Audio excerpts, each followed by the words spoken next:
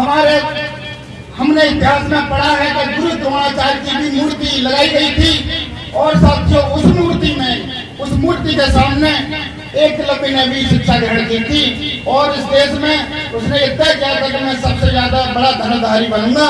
तो साथियों वो गुरु द्रोणाचार्य की मूर्ति थी। आपने भी साथियों ऐसे महापुरुष की मूर्ति आपने अपने यहाँ पे स्थापित कर ली है। अब आपका सबसे बड़ा फर्ज क्या बनता है साथियों? बाबा साहब डॉक्टर अम्बेडकर ने कहा था कि सब लोगों को शिक्षित बनना है। साथियों ये बहुत आवश्यक है, हम लोगों को शिक्षक बनना है। इस शिक्षक बनने के लिए हमारे बीच में तमाम तरह तरह की समस्याएं खड़ी होंगी। कुछ साथी हमारे शराब के नशे के आदी होंगे, कुछ जुए के आदी होंगे। साथियों हम अपने बच्चों को स्कूल नहीं भेज पा रहे हैं। आपके साथियों सामने इस मंच पर मान सम्मान स्वाभिमान के प्रतीक ये सेना नायक जी बैठे हुए हैं। ये भी बहुत साधारण परिवार से जन्मे और साथियों इनके माता पिता ने इनको संस्कार दिए।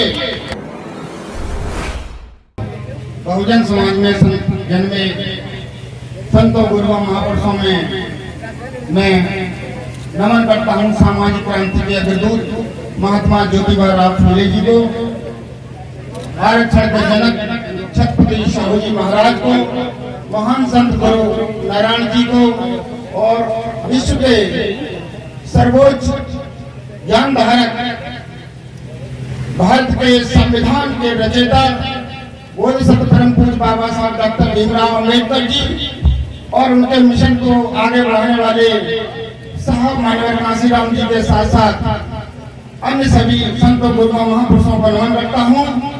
आज नंगला नारायण में पूज्य भिक्षु संघ और मंच पर उपस्थित सभी अतिथिगण के साथ साथ सभी जनता जनार्दन के सामने परम पूज्य बाबा साहब की मूर्ति का अनावरण हुआ है। मैं सबसे पहले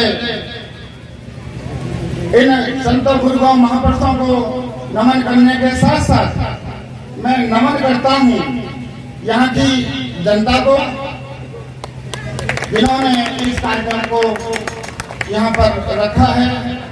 सम्मानित साथियों, जो आवाज का टीम है अखिल भारतीय अनुसूचित जाति जनजाति कर्मचारी कल्याण एसोसिएशन के वो नौकरी वाले लोग जो अपनी नौकरी करने के साथ साथ सामाजिक कामों में लगे रहते हैं, वो नंगला नारायण में आए।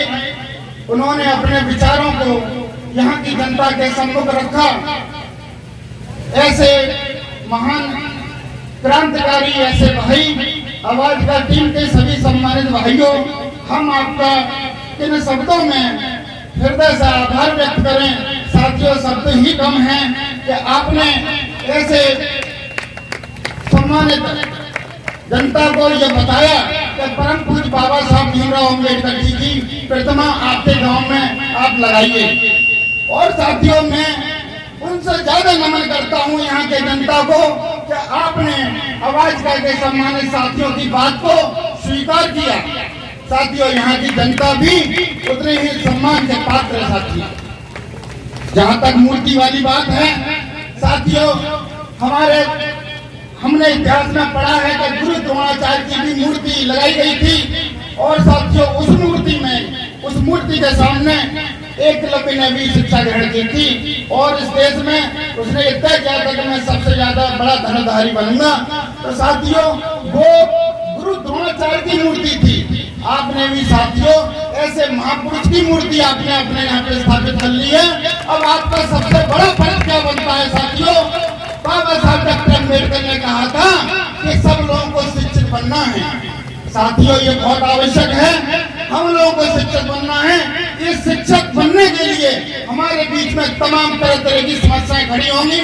कुछ साथी हमारे शराब के नशे के आदी होंगे, कुछ जुए के आदी होंगे। साथियों हम अपने बच्चों को स्कूल नहीं भेज पा रहे हैं। आपके साथियों सामने इस मंच पर मान सम्मान स्वाभिमान के प्रतीक ये सेना नायक जी बैठे हुए हैं। ये भी बहुत साधारण परिवार से जन्मे और साथियों इनके माता पिता ने इनको संस्कार दिए। ये बड़े बड़े हुए इन्होंने बाबा साहब डॉक्टर अम्बेडकर के आदर्श को माना समझा। साथियों आप भी अपने बेटों के अंदर वो जज्बा पैदा कर सकते हो। आप साथियों अपने गांव में शराब पीना बंद कर दो, जुआ खेलना बंद कर दो। आप अगर मजदूरी करते हो, गर्व से कहो मजदूर हैं, लेकिन उस मजदूरी में से भी कुछ पैसा बचा करके अपने बच्चों को कॉन्वेंट में भेजो साथियों, अपने बच्चों को अच्छी से अच्छी स्कूलों में भेजो साथियों। मजदूर होना कोई बुरी बात नहीं है, लेकिन अगर आपका बेटा, आप अगर शराबी बन गए, आपका बेटा भी शराबी बन गया, आप जुआरी बन गए, आपका बेटा भी जुआरी बन गया, तो साथियों ये बाबा साहब की प्रतिमा का हम अपमान करेंगे साथियों।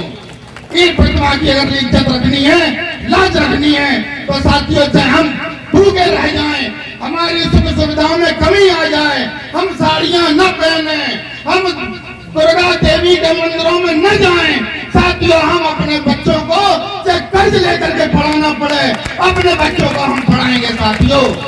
ये हम अपने जैसे गुरु द्रोणाचार्य ने, गुरु द्रोणाचार्य की मूर्ति के सामने एकलव्य ने प्रश्न अपने सामने ये तय किया था कि मुझे शिक्षा कोई न दे तो कोई बात नहीं है, मैंने इनको मूर्ति को, गुरु द्रोणाचार्य की मूर्ति को साक्षी मानकर ये तय कर लिया है कि मैं इस देश का या विश्व का जहाँ का भी आप सुने सबसे बड़ा धनुधर बनूंगा।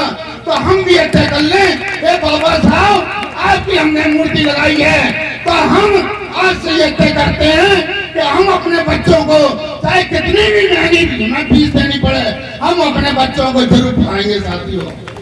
दूसरी बात, मेरा निवेदन है नंगला नारायण की जनता से, आप लोगों को इकट्ठा होना पड़ेगा, आप लोगों को इकट्ठा होना पड़ेगा, क्योंकि साथियों आपके ऊपर तरह तरह के जुल्म जाति हो रही हैं साथियों। इस जुल्म जाति को रोकने के लिए आपको संघर्ष भी करना पड़ेगा साथियों। संक्षेप में मैं अपनी बात को सिर्फ एक उदाहरण के माध्यम से कहूंगा साथियों। एक बार माननीय काशीराम साहब लखनऊ से दिल्ली जा रहे थे, उनकी गाड़ी से एक गीदड़ या कहो शेर वो टकरा जाता है। कांशीराम साहब पूछते हैं कि क्या हुआ, उनका ड्राइवर कहता है कि साहब एक गीदड़ शेर जिसको कहते हैं वो टकरा गया है, मर गया है। तो उनके साथ में कुछ लोग बैठे हुए थे, उन्होंने कहा साहब इनकी इतनी ही जिंदगी थी इसलिए ये मर गया। किसी ने कहा साहब इसका इतना ही अन्नदाना लिखा हुआ था, इसकी उम्र पूरी हो गई इसलिए वो मर गया। साहब ने कहा नहीं, ये आप गलत कह रहे हैं, ये मरा है इसका कारण है, और वो कारण ये है कि जब ये इस रोड को क्रॉस कर रहा था, तो जब वो रोड के बीच में आया तो वो ये तय नहीं कर पाया कि हमको आगे जाना है या पीछे जाना है, और वो जब रोड को क्रॉस नहीं कर पाया, तय नहीं कर पाया हमें किधर जाना है, तो वो बीच में उसका एक्सीडेंट हो गया। ऐसे ही हमारे लोग चाहे वो गांव देहात में रहते हैं, समाज में रहते हैं, कहीं भी रहते हैं साथियों, जिनका उद्देश्य निश्चित नहीं होता साथियों, वो ऐसे ही बेमौत मारे जाते हैं। हमें बेमौत रोज रोज दम घुट-घुट करके नहीं मरना है। परम पूज्य बाबा साहब के सामने तो वो परिस्थितियां थी, कठिन विपरीत परिस्थितियां थी, लेकिन साथियों आज हम लोगों के सामने परम पूज्य बाबा साहब अम्बेडकर और तमाम महापुरुषों के आशीर्वाद से वो परिस्थितियां नहीं रही। इसलिए हम तय कर लें, हम अपने गांव में शराब नहीं पिएंगे साथियों, हम अपने गांव में आपस में लड़ाई भी नहीं करेंगे, क्योंकि समय इतना खराब आ चुका है कि आपकी सुनने वाला थाने चौकी में कोई नहीं है। आपको साथियों न्याय नहीं मिलेगा।